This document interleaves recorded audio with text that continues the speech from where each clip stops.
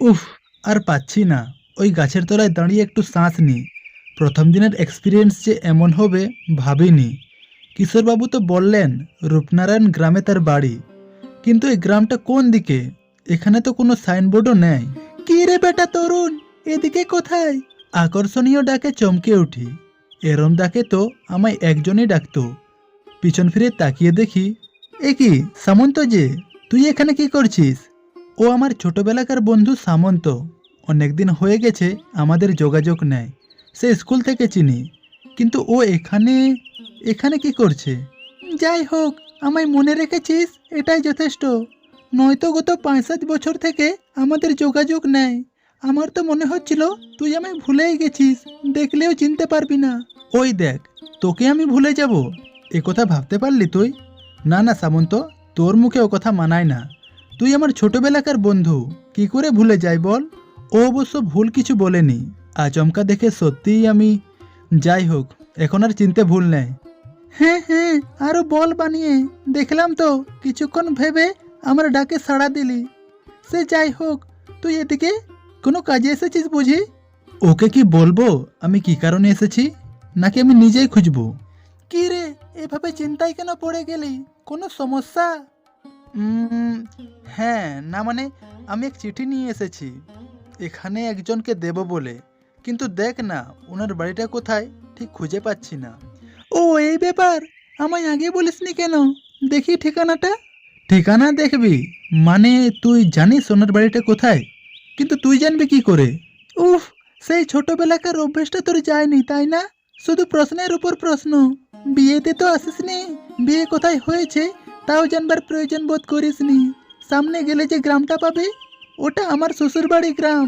আশেপাশের এলাকা আমার খুব ভালো করে চেনা। ঠিকানা পেলে আমি তোকে বলে এবং নিয়েও যেতে পারবো।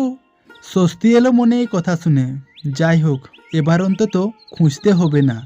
ও এখানে বিয়ে করেছে আমি জানতামই না। কি রে, আবার কি ভাবছিস? এই, তুই আমায় সন্দেহ করছিস নাকি? এই কি বলছিস তুই? সন্দেহ? এমা ছি ছি, সন্দেহ কেন করতে যাব? ওই তো মণিশঙ্কর চ্যাটার্জি লোকটির নাম। গ্রাম রূপনারায়ণ। রূপনারায়ণ? আরে ওখানেই তো আমার শ্বশুর বাড়ি। আর কি যেন নাম বললি? মণিশঙ্কর? আরে ওনার বাড়ি তো গ্রামের মাথায়।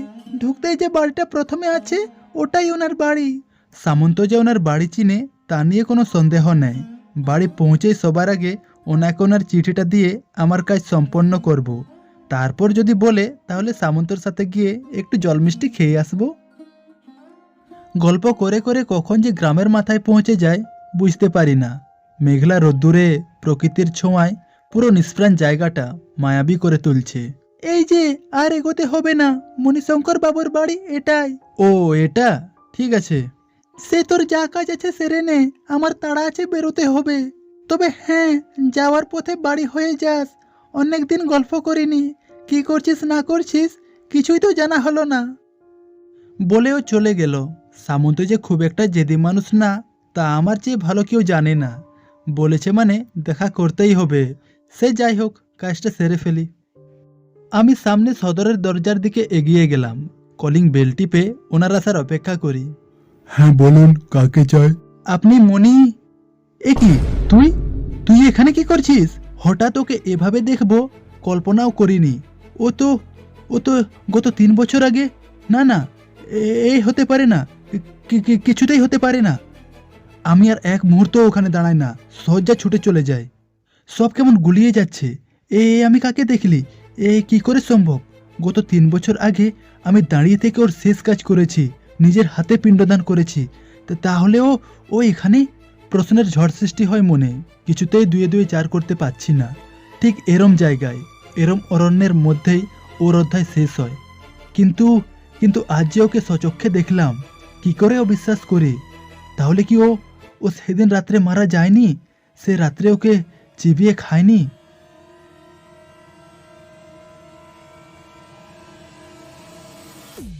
বুঝলি মানিক, এই কুয়াশা ভরা রাত্রে চলাটা কত যে কষ্টের, গিন্নিরা কোনোদিনও বুঝবে না।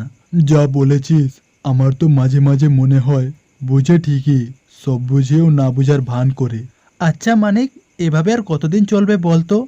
না মানে তুই দেখ, প্রতিদিন আমাদের রাত হয়ে যায় বাড়ি ফিরতে। আজ তো 10টা বেজে পার হয়ে গেছে। এরপর আবার জঙ্গল আছে, জঙ্গল পার করে গ্রাম। এদিকে আবার শেষ না করেও আসা যাবে না, কাজটা হাতছাড়া হয়ে যাবে। আমারও ঠিক এগুলোই মনে হচ্ছে। না জানি আর কতদিন চলবে, কতদিন এভাবে থাকতে হবে। একটা ছোট কোম্পানিতে কাজ করি আমি আর মানিক। বাবা মার তেমন সামর্থ্য ছিল না যে আমাদের ভালো স্কুলে পড়াবে। একটি সরকারি স্কুলে পড়ে পাস করেছি। ইহলোক ছেড়ে পরলোকে গিয়ে অনেক দিন হয়ে গেছে বাবা মার। মানিক আমার পিস্তত ছেলে, এক প্রকারের ভাই বলতে পারো। বিয়ে আমাদের এমন সময় হয় যখন আমরা দুজনই প্রস্তুত ছিলাম না। বিয়ে হয়েও প্রায় 2 বছর হয়ে গেছে। এই 2 বছরে অনেক কিছু বদলে যায়। যে কোম্পানিতে কাজ করতাম ওখান থেকে তাড়িয়ে দেয়। অনেকগুলো কোম্পানিতে অ্যাপ্লাই করি, কিন্তু কোনো লাভ হয় না। এসব কেন হচ্ছে, কী কারণে হচ্ছে বুঝি না।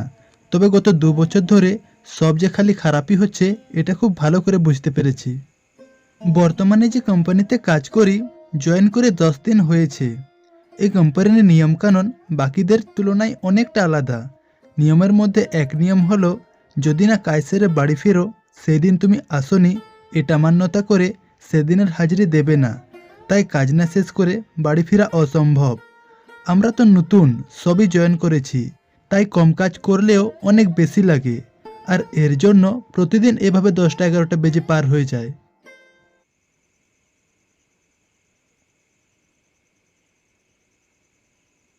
এ কি মানিক, তুই এভাবে দাঁড়িয়ে পড়লি কেন? না না, আমি দাঁড়াই না। বিশ্বাস কর, আমি চেষ্টা করেও এগোতে পারছি না। কি, এগোতে পারছিস না? এ আবার কেমন কথা? কই, আশেপাশে তো কেউ নেই যে তোকে আটকেছে। আমি আমি ওকে আটকেছি। কি ভেবেছিস ষাঁড়ের মতো ঘুরে বেড়াবে আর আমি চুপচাপ দেখবো? এ কি, ও তো মানস, সামন্তর ভাই। এখানে কি করছে? তুই তো মরে গেছিস তাহলে। না, মরিনি, তোরা আমায় মেরেছিস। এই মানিক আর তুই, তোরা দুজন ষড়যন্ত্র করে মেরেছিস। তাই তোদের এখানে প্ল্যান করে আমি নিয়ে এসেছি। প্ল্যান করে? কি কি প্ল্যান? তোদের কোম্পানি থেকে বার করা, সব কোম্পানির দরজা বন্ধ করা, তারপর এখানে আসা, সবটা আমি করেছি। কেন জানিস? তোদের মারবো বলে। তো তরুণ, আমায় ফেলে যাস না, এভাবে একা ফেলে যাস না আমায়। মানুষ ভাই, আমায় ছেড়ে দে। আমি কথা দিচ্ছি, গয়া গিয়ে তোর পিণ্ডদান দেব, ভগবানের কাছে প্রার্থনা করব। ছেড়ে দে আমায়। কি, তুই আমার পিণ্ডদান দিবি, আমার প্রার্থনা করবি? আজ তোকে মেরে তোর পিণ্ড আমি স্বয়ং যমরাজের কাছে নিবেদন করব। দেখি কি আটকায়।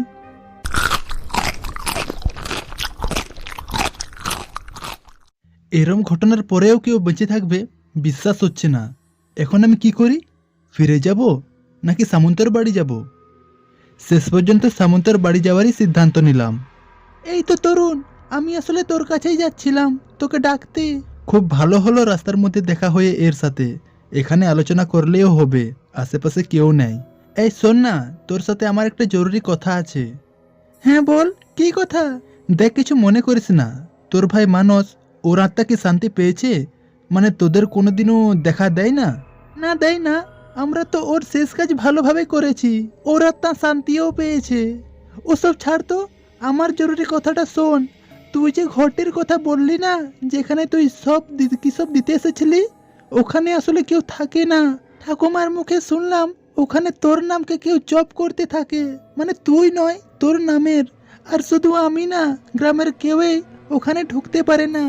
তার মানে আমার কথাই ঠিক, ওখানে মানিকের আত্মা ঘুরে বেড়াচ্ছে। না না, আর এক মুহূর্ত এখানে থাকা যাবে না। এই তরুণ, কি রে, কোথায় হারিয়ে গেলি? বাড়ি যাবি না? চল। আরে আরে, কোথায় পালাচ্ছিস? শুনে যা। শুধু এই গ্রাম না, এই চাকরি থেকে আমি নিজেকে সরিয়ে নিব। না না, আর এক মুহূর্ত এখানে থাকা যাবে না।